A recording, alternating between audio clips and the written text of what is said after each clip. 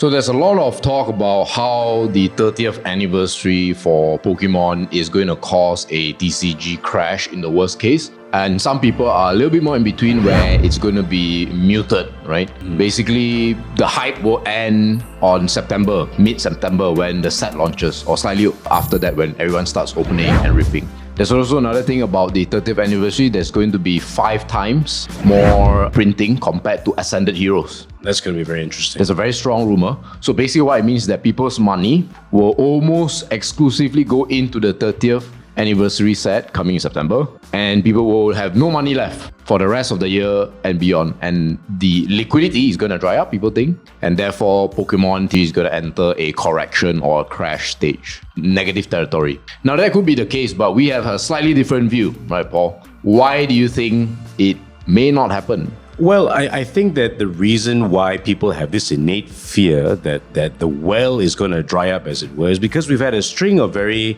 how would we say, subpar releases in Chaos Rising and even the upcoming Pitch Black set. Don't forget our favorite Perfect Order. Yeah, and Perfect Order even before that. I mean, these have been very weak sets being released in succession, right? And so interest has kind of died down in buying into these new sets. That's right. With 30th anniversary, people are saying that after a surge in interest trying to capitalize on the 30th anniversary release, people will lose interest because of anything interesting coming after that, which is not true. We know that Mega Rayquaza is making a return to the TCG. November 6th, yes, exactly. And Storm Esmeralda is slated to release at the end of July. But the English release equivalent, which is called the Delta Rain, is actually being pushed back to November of this year, November 6th of this year, which means that in just a couple of short months after celebrations, we get the return of basically the strongest Mega that has ever been released. Probably the coolest. And also, the most popular Mega ever released, Mega Rayquaza.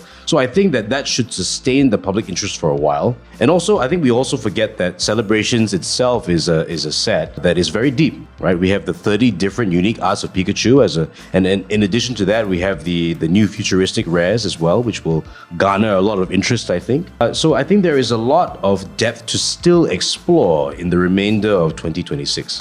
In some ways, what you're describing is almost like Pokemon. The Pokemon company is taking the hit up front. So it's like releasing Perfect Order, Chaos Rising, and then Pitch Black, which are interesting sets by itself, but it's not a class or S class set, right? So certainly not. I think the lack of S class popularity Pokemon in those sets has really hurt those 3 releases. When you get 6 months of releases, right, essentially duds without any, even Mega Greninja, right, which was in the latest Chaos Rising set, it's not to say a Pokemon like Charizard that can actually carry the entire It's set. a Gen 6. It's probably the most popular Gen 6, to be fair. Yes, for sure. But not a lot of people played Gen 6. Exactly. And in fact, the proof is that the most popular Pokemons in Gen 6, which are the Megas, have to tag on to Gen 1 and Gen 3 for additional popularity, right? Exactly. And I want to add why we will consider Delta Rain, which is the Rayquaza set, to be either an A+ class of set or S class is because Rayquaza tends to be just outside the top 5 when it comes to eBay transactions. Wow. In terms of slabs, right? So it always oscillates between 6 and 8, and it sometimes surpasses depending on the Mew. Right? If you surpass Mew, you are at a certain level, right? Yes. So this is what the total revenue generated in sales, in transaction value on eBay. I have a feeling the reason why it's not higher than that is because Rayquaza is such a high ticket card usually. It's always among the most expensive cards. I think a very weak raw, like an LP or LP minus, an MP minus or even HP minus Rayquaza Gold Star can go for 20,000 ringgit. So probably about 4,000, 5,000 US dollars. It's amazing, right? And that's for, HP, right? HP I think the fact that Rayquaza is by far the most expensive Gold Star, even ahead of Charizard, Mew, and Mewtwo, goes to show that Rayquaza really is Pokemon that can carry an entire set. So one thing very interesting, if you follow Pokemon and if you are a proper fan, you will know this. Rayquaza never really comes alone. No. He has two friends that always follow him, or sometimes the two friends come first, then Rayquaza comes. Well, you think about it, I think Kyogre and Groudon are kind of like the two idiot brothers, you know? And Rayquaza is the one who always has to stop them fighting. And correct me if I'm wrong, because I remember you were also playing the TCG during the XY era. Yes. Did the Groudon and Kyogre set come first? I think it was all, they came together with Ancient Origins, right? Or the Team Magma, Team Aqua. Which one came first? Do you still remember? Yeah, Primal Clash was the first XY set that featured Primal Kyogre, Groudon, and I think Mega Rayquaza as well. I see. And then after that, we got the Ancient Origins, which introduced and Roaring Skies. Yeah, exactly. After that, but as I said, Ancient Origins actually introduced the shiny versions of those Primal and Mega forms. So to recap, Primal Clash, we got the regular full art of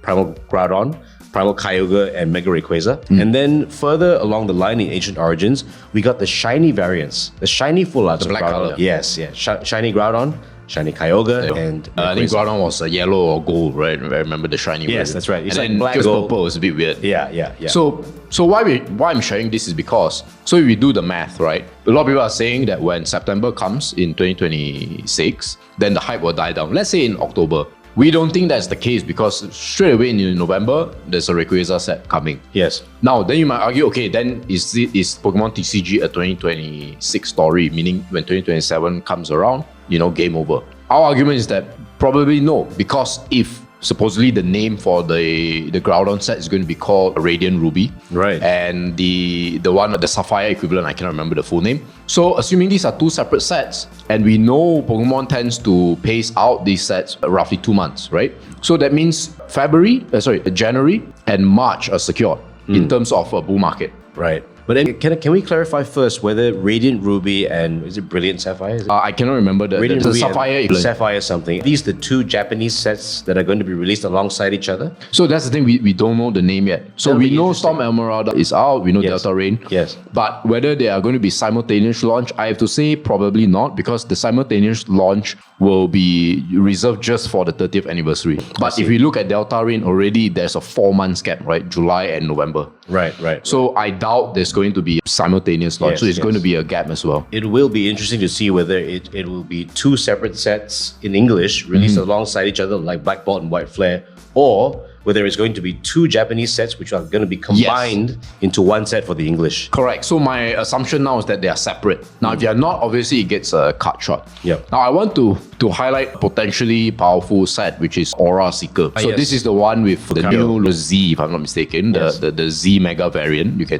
don't know if that's the right word. But the interesting part is that you mentioned that there is a Mew. Strong rumor that there's a Mew inside, and we're bringing back Paldean Fate a little bit. That's interesting. Another Mew SI. So, but it's not confirmed. It's just very strong rumors. So you're looking at 3 sets, and let's say it spreads out over 6 months. So you got after Delta Rain another 6 months, right? But here's the thing: you might say, okay, this is a half 2027 story. Maybe not, because Pokemon Winds and Waves are scheduled or strongly rumored to release in September 2027, and it is slated to be the best game of all time. Yes, apparently the sentiment is that it's taking all the feedback, the negative feedback that Scarlet and Violet and Sword and Shield got, and ZA, and ZA as well, and correcting all those things, making I suppose Pokemon's first true, complete, fully realized open world title. There you go. So, and it's based in Malaysia and Indonesia, from where we are from. Southeast Asia region, at least, We have some very naughty but helpful hackers to hack into Nintendo to extract out some of the visuals, which is amazing. So, if I'm not mistaken, for 3D games, this is the first time that there's going to be a dive function. So you can actually encounter Pokemons underwater. It's amazing. And it's going to be amazing because where we are staying, the islands, right? So we are mainly water-based region. So I don't know what the name of this region is going to be called, but it's going to look very similar to Hoenn. So Hoenn, is absolute fan favorite. Some would argue it's better than Gen 1. Debatable. I'm not here to give my thoughts, but I think it's up there. It certainly is a hot take. Is this a second Gen 3, right? So, and there's going to be a lot of cool Pokemons. We know the 3 starters are already launched. I think it's Pombon, Proud, and Gekwa. Sua. Unfortunately, another gay water starter. But anyways, I digress. So there's that other element as well. And it'll be interesting to see whether they integrate the battle system of ZA, because ZA's battle system was really cool. Yes, it is, but also we have to think about, in terms of the battle system, Yep. I think we also have to think about the competitive Pokemon scene. And that has always been a turn-based thing. Yes. If they incorporate this battle system of ZA, it's like it would change a lot. Well, let's just say you can actually avoid attacks not by reducing the opponent's accuracy, but by mashing buttons. You can literally roll, or you can even attack the opponent's trainers. So it's really experimenting a lot of things, and not all the experiments work out, right? But we do know in history that they have experiments that worked out extremely well, right? Like Pokemon Go, and more recently Pokemon Pocket, right? In a smaller way. Yeah. So now I want to discuss about, okay, let's say if you believe in what we say, that it's going to extend for at least another year. Yep. What happens after that? And I think there's a very strong case to be made that even if you were buying on the higher side, you may not be taking as much risk as people might suggest or you might think. Because if we rewind to 2021, which is the celebration's 25th anniversary, many people were saying the same thing, right? Once the celebration, I think Evolving Skies came first, and then 2021 around August or September, the 25th celebration came on. Yes. And that's it, they'll die. But the Pokemon TCG scene will just go quiet. But if you look at the facts and the stats, what actually happened is that, yes, it's true there was a slower period, but very quickly it broke past the highs of 2021 for a lot of the other chasers for the normal sets. And it never really hit the lows of pre-2021 or pre-celebrations. Right.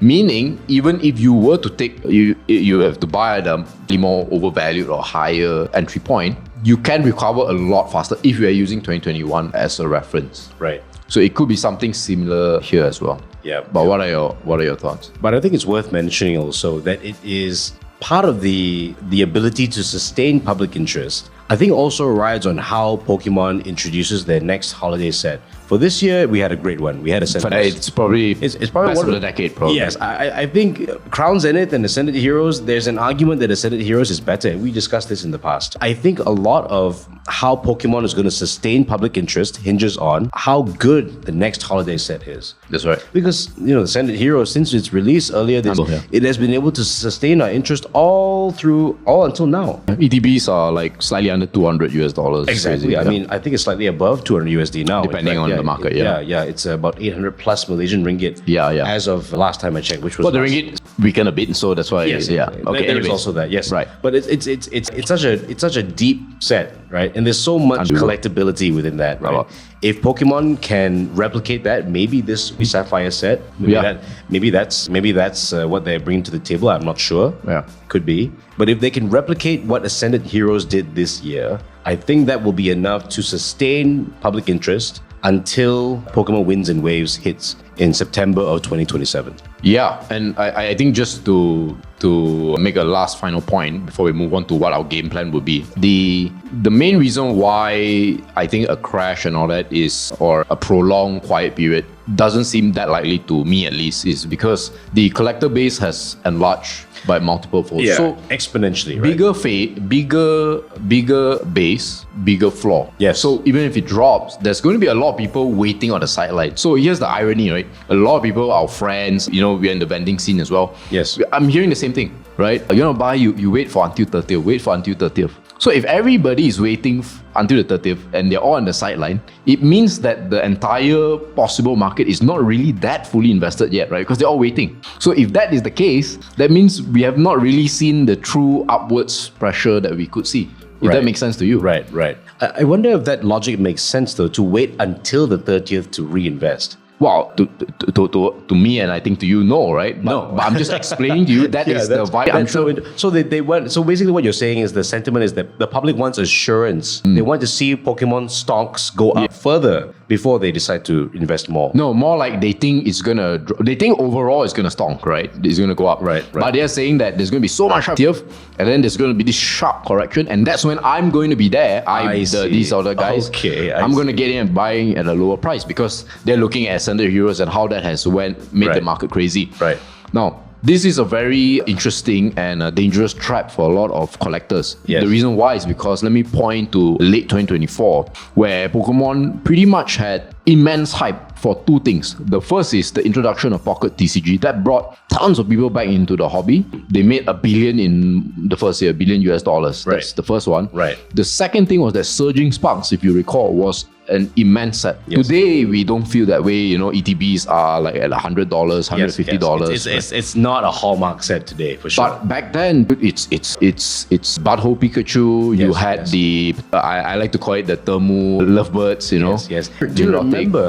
I think that Surging Sparks was actually a turning point for the TCG. After I think after that set released, that was when it became extremely difficult to get any kind of seal. Yeah, because what followed that 2 months later was Prismatic. Exactly. And then it became just Yeah, then it was like a bit of a quiet and then Destined Rivals, right? Yes. So why I'm bringing this up is because at that point in time, you could be saying, okay, look, TCG is launched, Surging Sparks is launched, and maybe Prismatic, right? Therefore, don't buy anything in late 2024 or early 2025. But had you followed that intuition, you have lost a lot of gains. Imagine saying, I'm not going to buy until maybe March or April 2025. Yes. You have lost out a lot, right? I mean, you know this better than everybody else, For sure. right? So that's the one thing I want to add.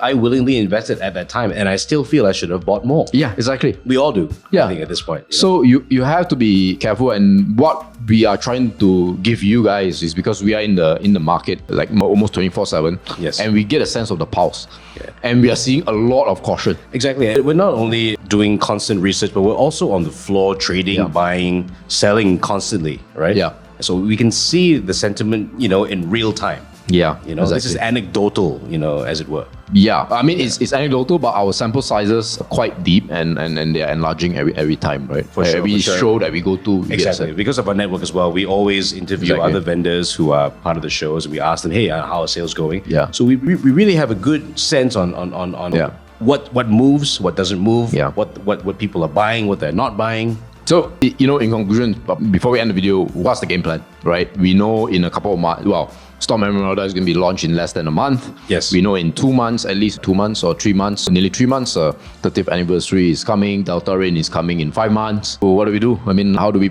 position our collection? Wow, that's it's a very loaded question, right? Just keep it short. Maybe we'll do a second video to go deeper, but For just sure, keep for it- sure. But what I think is that don't panic, right? Yeah, Do yeah. not panic and liquidate everything. I think that there are many good things to look forward to and many reasons to stay invested and even to invest more. Right, the 30th anniversary is slated to be a very strong set, a very collectible set, a very deep set, and then further along we have Delta Rain and perhaps the Ruby and Sapphire sets as well. I think there's a lot to look forward to. But one thing that I would like to mention, it slightly goes off on the tangent. I'm so sorry, but I think that we also have to remember that we have somewhat of a mirror to advertise the Pokemon IP in Pokemon TCG Pocket.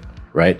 And because we have an extra, it acts as an extra funnel to Yeah. bring people into the Pokemon TCG. Now, we have that as an extra way, Pokemon has that as an extra way to get people into the hobby, right? So we cannot underestimate the amount of traffic that game brings into the hobby as well, right? As we continue to have that funnel, I think that, I would even be willing to wager that interest will grow even more than it is at now. I would just end by saying that you don't need to go crazy and take all the cash that you have and start buying. But Yes. I would stay in the market. Yes, stay in the game. Yeah. Stay in the game and wait and see the Yeah. growth that will come. And if you're thinking that, I need to have a lot of cash as to stand by, because a crash will come, we could all look like fools if we spend the last 20 minutes talking about how it won't crash. Maybe it will crash, right? But don't forget, during a crash, when you want to pick stuff up, it's not necessarily that you should take out cash from your own pocket to invest. Remember, if you are already invested in some of these collections, yes, it will have shrunk a little bit or some amount during a crash. You can actually trade and convert some of the existing cards that you don't like as much into the newer stuff that you want to buy because the prices are now a little bit more attractive. Yes. So look at it that way. It's not just the cash or whatever. You can actually trade. So yeah, I think that will be it for this video. Actually, we can go on and on. I think so Because I actually have a lot more to say. yeah, Yes. so maybe in the next week or whatever. But guys, if you like the video, remember like, comment, subscribe. Let us know your thoughts. If you disagree with us, even just let us know in the comments. Keep the comment section vibrant. All right. Awesome. See you in the next video. Bye bye. Peace.